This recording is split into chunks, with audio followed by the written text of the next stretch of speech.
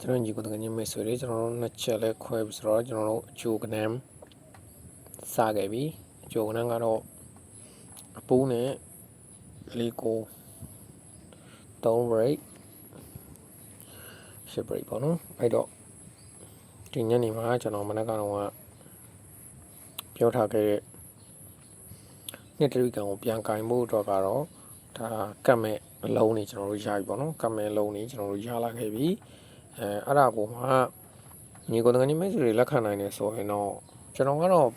ဘိုင်းအောကွက်ကိုပြန်ထုတ်ပေးပါဆိုတော့ကျွန်တော်မနက်ကတော့ main ကွက်ကျွန်တော်ကင်ခဲ့တဲ့ခဏကိုပဲကျွန်တော်ကတော့ပြန်ပြီးတော့ထုံမယ်6 ပိတ်တူ6 ပိတ်တော့သူတို့ကြာပြီပေါ့နော်6 ပိတ်တူ6 ပိတ်ကြာခြင်းက6နောက်ပိတ်ကိုဒါယူခြင်းတဲ့သဘောပေါ့နော်ဒီလို6 ပိတ်လေးကြာလာပြီဆိုရင်ဒါသူတို့6နောက်ပိတ်ဆိုတဲ့အလုံးကိုသူတို့ယူခြင်းတဲ့သဘောရှိတယ်ဒါမှမဟုတ်6 ပိတ်နဲ့ကိုကျွန်တော်ကြိုက်တဲ့ကဏ္ဍ2နဲ့ဆိုရင်ကျွန်တော်ကြိုက်တဲ့ကဏ္ဍဆို26ဆိုတဲ့ကဏ္ဍတစ်ခုရှိပါတယ်26နဲ့ဒါ16ဆိုတဲ့ကဏ္ဍပေါ့ဒါမဖြစ်မနေကျွန်တော်ထည့်ပေးပါမယ်မဖြစ်မနေထိုးရမယ့်ကဏ္ဍလေးကိုကျွန်တော်ဒီမှာထည့်ပေးပါမယ်ဒီညနေတော့အချိန်ကိုကျွန်တော်ပြောပြပေးသွားမှာဖြစ်တယ်ပေါ့နော်အချိန်ကိုပြောရမယ်ဆိုတော့အချိန်ကတော့ပုံမှန်အဖြစ်နဲ့ကျွန်တော်ကတော့2ချိန်ကျွန်တော်ကင်နေတယ်အခုဒီမှာဆိုရင်ကျွန်တော်ဒီကိုတကယ်ကြီးမဲ့ဆိုတွေလက်ခံနိုင်နေဆိုရင်ကစားပါဒီက3 2ဒီဒီကိုတစ်လုံးရိုက်ပါတယ်ဒီက2 3ဒီဒီကိုတစ်လုံးရိုက်ပါတယ်ဒီကတင်5ဒီလည်းဒီကိုတစ်လုံးရိုက်တယ်ပေါ့နော်အဲ့တော့ကျွန်တော်တို့ဒီမှာတပွဲ2 ပွဲ3 ပွဲပဲရှိသေးတယ်ဒီတော့အခု4 ပွဲမြောက်မှာကျွန်တော်တို့6ဆိုရင်ဒီကိုညနေကို9ပိုင်းပဲကျွန်တော်တို့သွားလိုက်ပြီ